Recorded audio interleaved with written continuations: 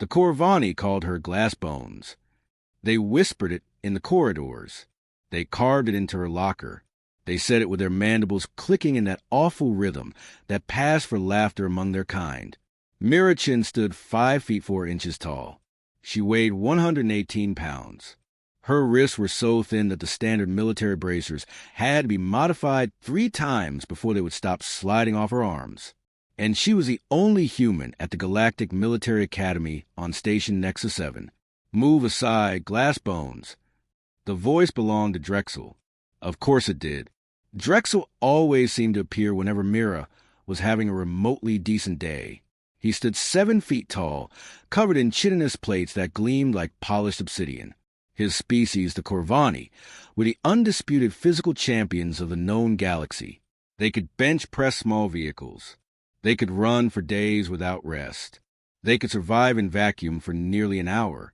And they absolutely despised humans. I said move. Mira stepped aside, not because she was afraid. She stepped aside because it was Tuesday, and on Tuesdays they had combat assessment. And she needed every ounce of energy she had. Smart choice, Drexel clicked. Wouldn't want those little twig arms to snap. His companions laughed. There were 4 of them, all Corvani, all gleaming, all looking at her like she was something that scraped off the bottom of their boots.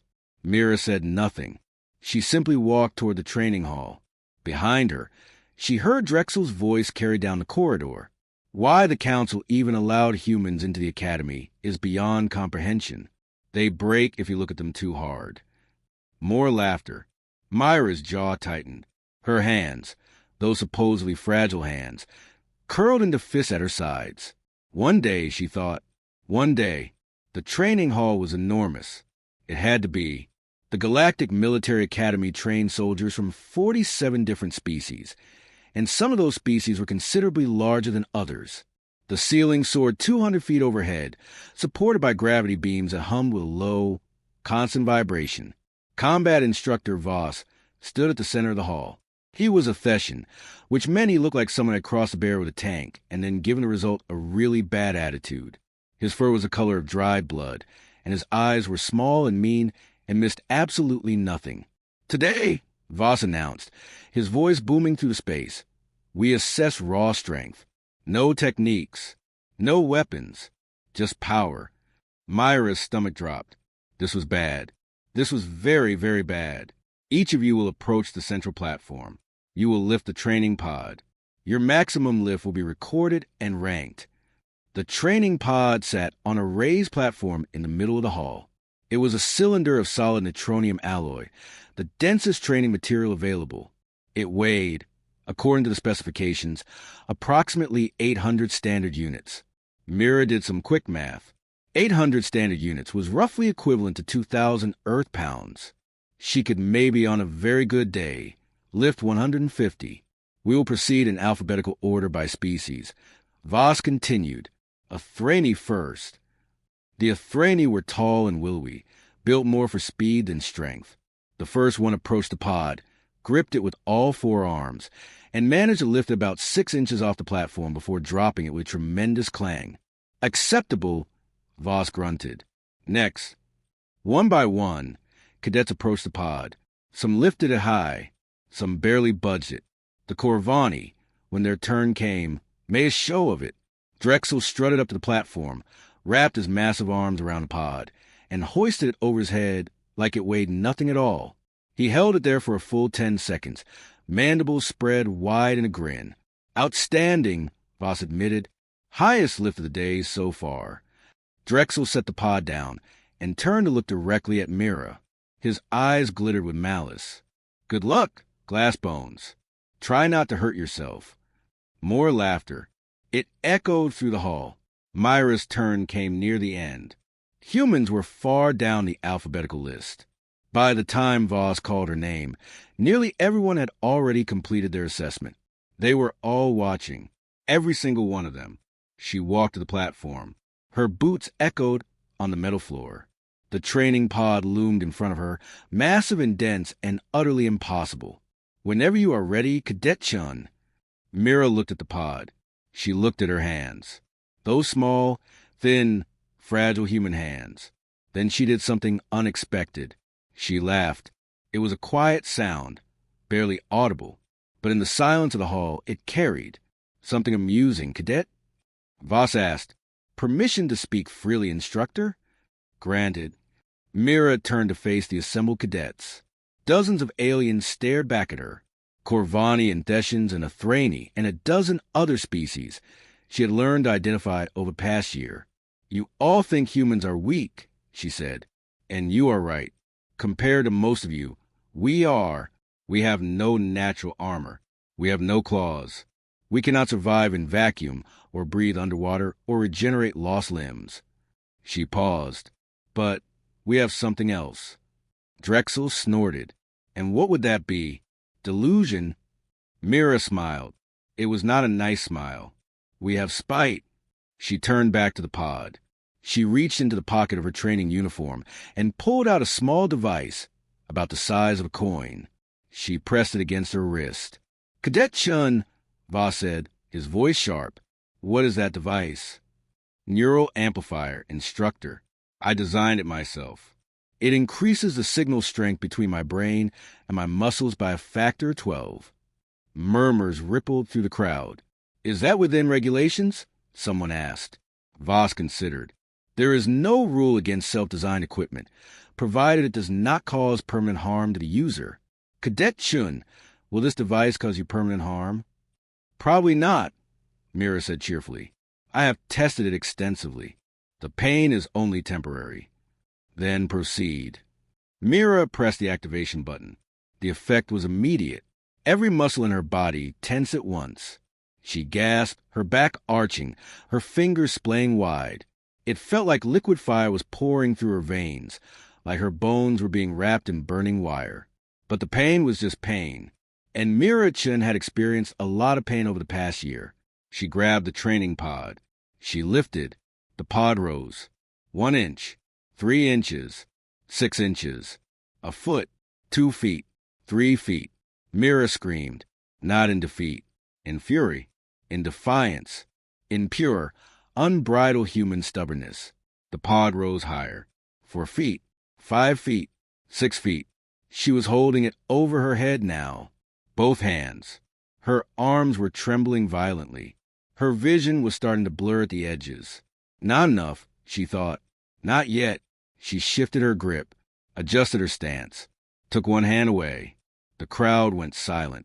Mira Chin stood in the center of the training hall, holding the 800-unit training pod over her head with one hand.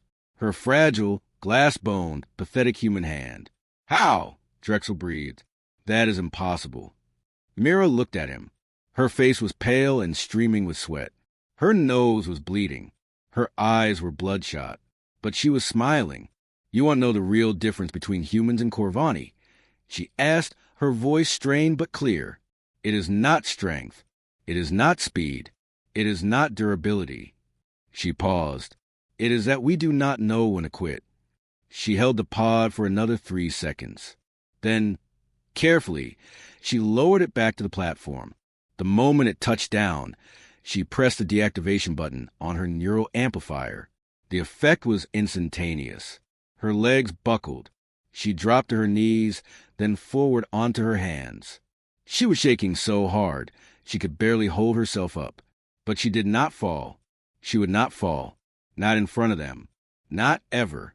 Cadet Chun, Voss said. His voice was strange. It took Mira a moment to realize he sounded impressed. That was the third highest lift of the day, and the only one-handed lift we have seen in 5 years of assessments. Mira nodded weakly. She tried to stand.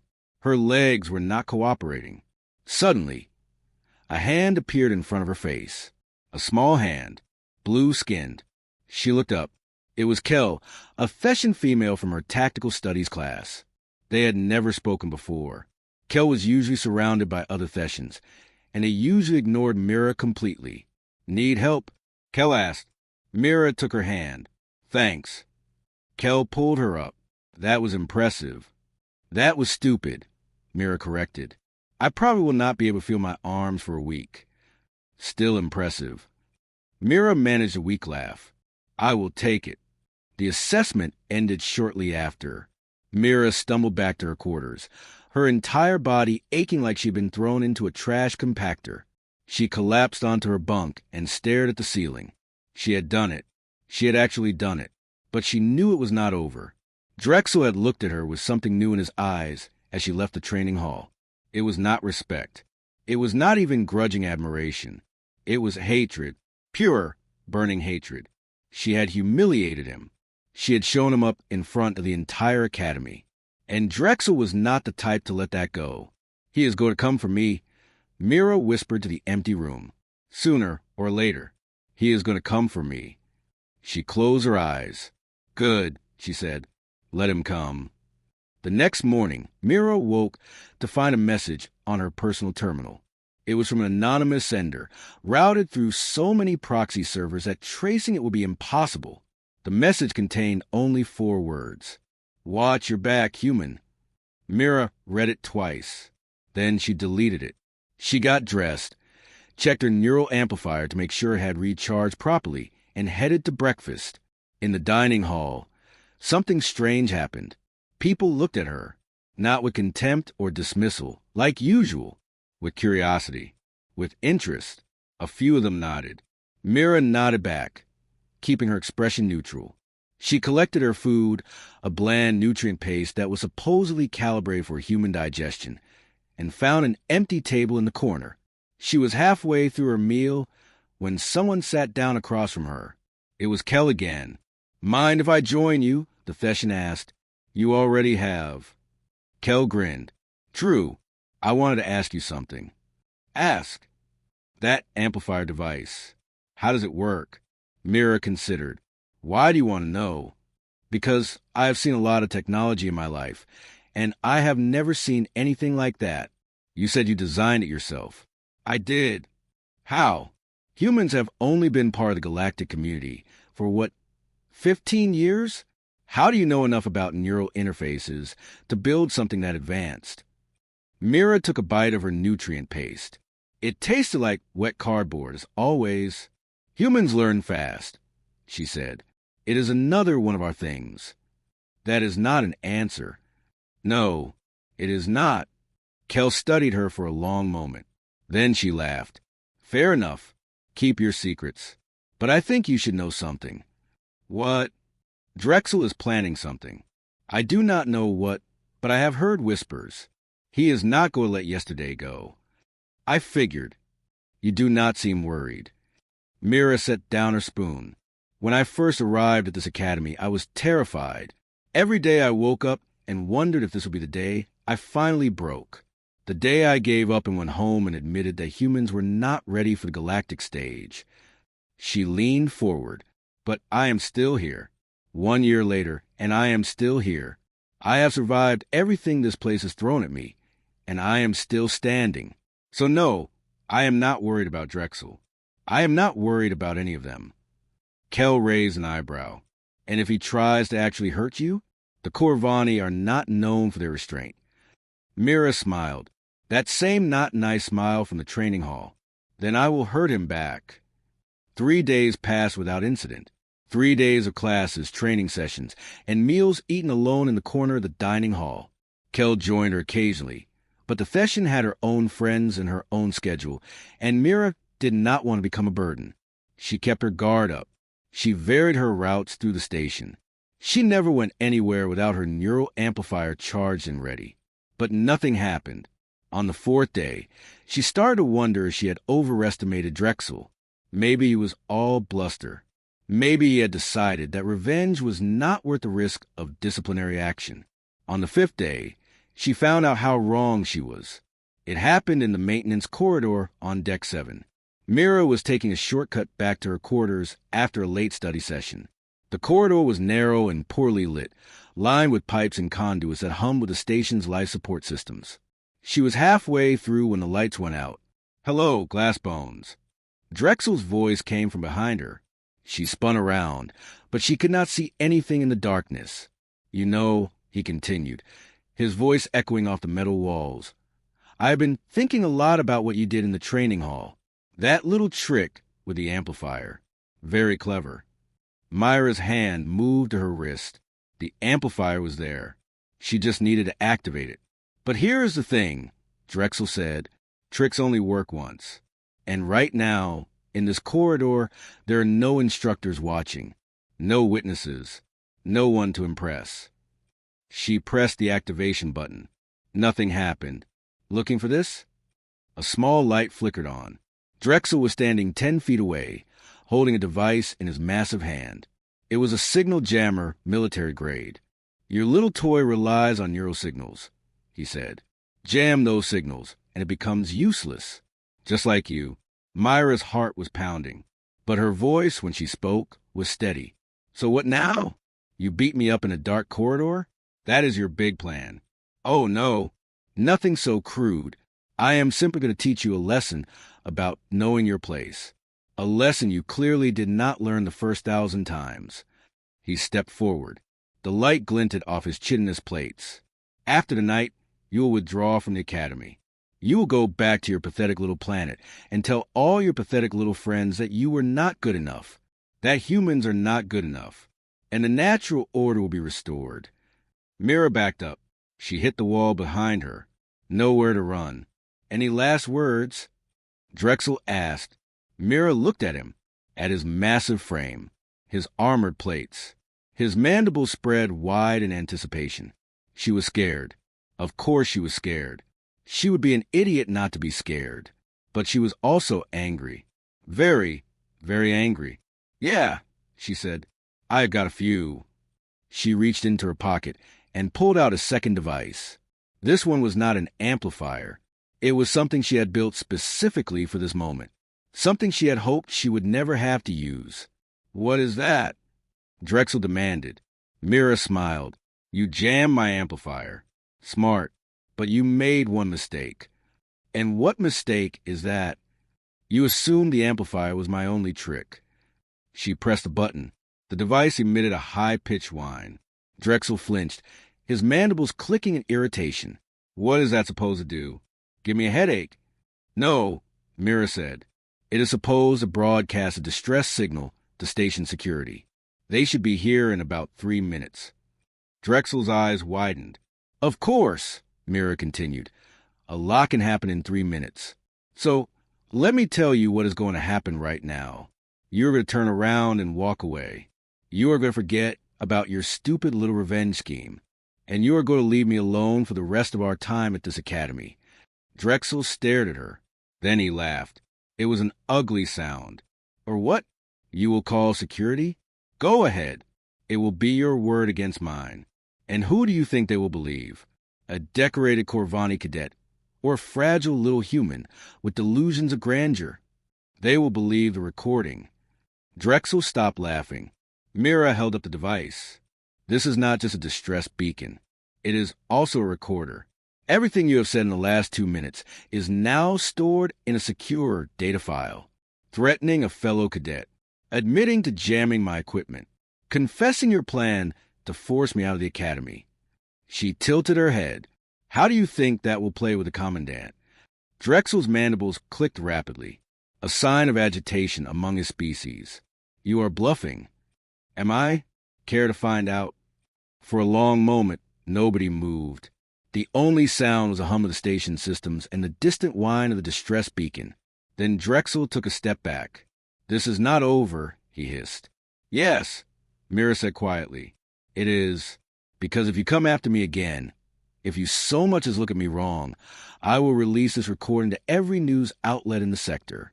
I will make sure that everyone knows exactly what kind of coward hides in dark corridors to ambush people half his size. She stepped forward, toward him, into the light. And if that is not enough, she continued, her voice dropping to something cold and hard, I will build something new, something you will not see coming, something that will make that neural amplifier look like a children's toy. And I will use it to take you apart piece by piece in front of the entire academy. She was close to him now, close enough to see her own reflection in his chitinous plates. I am human, she said. We are small. We are fragile. We break easily. But when someone hurts us, we do not forget. We do not forgive. We adapt. We overcome. And we make absolutely certain that the person who hurt us regrets it for the rest of their miserable life. She smiled up at him. So please, come after me again. I am begging you. Drexel stared at her. His mandibles had gone completely still. Then, without a word, he turned and walked away. Mira watched him go. She stood there in the corridor, alone in the darkness, until she heard the heavy footsteps of station security approaching. She deactivated the distress beacon. The officers arrived 30 seconds later. There were 2 of them, both Deshans, both looking confused. Cadetchen, we received a distress signal from this location. Are you all right? Mira nodded. False alarm. My apologies. Equipment malfunction. The officers exchanged glances. You are certain? Completely. Thank you for your quick response. They left, still looking suspicious. Mira waited until they were gone before she let out a long, shaky breath. Her hands were trembling. Her heart was still racing. But she was smiling. She had done it. She had actually done it. She walked back to her quarters in a daze. When she arrived, she found Kel waiting outside her door. I heard there was a security incident, the Theshan said. Are you okay? I am fine. What happened? Mira considered lying. But she was tired of lying. She was tired of hiding. She was tired of being alone. Drexel happened, she said. He cornered me in a maintenance corridor. He was going to hurt me. Kel's fur bristled. That piece of garbage. I will kill him. No need. I handled it. You handled it? How? Mira held up the recording device. I may have threatened to destroy his reputation and dismantle him in front of the entire academy. Kel stared at her. Then she burst out laughing. You are insane, she said. Completely insane. I love it. Mira shrugged. He started it. He definitely started it. But you finished it. Kel shook her head in admiration. You know, when you first arrived at the academy, I thought you would last maybe a month. No offense. Some taken. But I was wrong. You are tougher than you look. A lot tougher. Mira thought about that. About the past year. About all the mockery and the isolation, the constant, grinding pressure of being the only human in a sea of aliens who thought she did not belong. I had to be, she said simply. Kel nodded. Come on, I will buy you a drink. Well, nutrient paste, but it is a thought that counts. They went to the dining hall together. It was late, but a few cadets were still there, studying or talking quietly. Mira and Kel found a table near the window, looking out at the vast expanse of space beyond the station. Can I ask you something? Kel said after a while. Sure. Why are you here? I mean, really. Why go through all of this? You could be on Earth, living a comfortable life, never having to deal with any of this nonsense. Mira looked out the window, at the stars, at the infinite darkness between them. When I was a kid, she said, my grandmother used to tell me stories, old stories, from before humans even knew there was other life in the universe. She used to say that humanity's greatest strength was not our intelligence or our creativity or our adaptability. It was our refusal to stay down. She turned back to Kel. Every time we got knocked down, we got back up. Every time we faced something bigger and stronger and more powerful than us, we found a way to win, not because we were better, but because we were too stubborn to quit. She smiled. I am here because I want to prove that it's still true, that humans can stand alongside any species in the galaxy, that we belong here, that we earned our place. Kel was quiet for a moment. Then she raised her cup of nutrient paste. To stubbornness, she said. Mira clinked her cup against Kel's. To stubbornness. They drank. The paste was still terrible, but somehow it tasted a little better than usual. Mira graduated from the Galactic Military Academy 3 years later. She finished 4th in her class, the highest ranking any human had ever achieved. Drexel never bothered her again. In fact, he went out his way to avoid her entirely. Rumor had it that he told other Corvani to leave her alone as well, though Mira never confirmed this. On graduation day, Mira stood on the stage with the rest of the top 10 cadets. She was the smallest person up there by a significant margin. Her hands were still thin. Her wrists were still slender. But when Commandant Voss called her name, and she stepped forward to receive her commission. The applause was thunderous, and not just polite applause, real applause, the kind that came from respect. After the ceremony, Kel found her in the crowd. "Lieutenant Chun," the Feshin said, grinning, "has a nice ring to it." Lieutenant Kel is not bad either. They embraced. Around them, families and friends celebrated. Mira had no family here. Her parents were back on Earth, watching via live stream. But she was not alone. She had not been alone for a long time. "So what now?" Kel asked, "Where are they sending you?" Mira smiled. That same smile she had worn in the training hall 3 years ago. The one that was not entirely nice. Frontier Patrol. Deep space. The most dangerous posting available. Kel laughed. "Of course. Why would you choose anything else?" "What can I say? I am a glutton for punishment." They walked together toward the shuttle bay, where transports waited to take the new officers to their assignments. Behind them, the academy loomed. The place where Mira-chan had been called Glassbones. The place where she had been mocked and dismissed and underestimated at every turn. The place where she had proven them all wrong. She did not look back. She did not need to. Mira-chan was a human, small and fragile and breakable. But she had lifted the training pod with one hand. She had stared down a Corvani twice her size. She had survived everything the galaxy had thrown at her and come out stronger on the other side. And this was just the beginning. The universe was vast and dark and full of things that wanted to kill her. She could not wait to get started.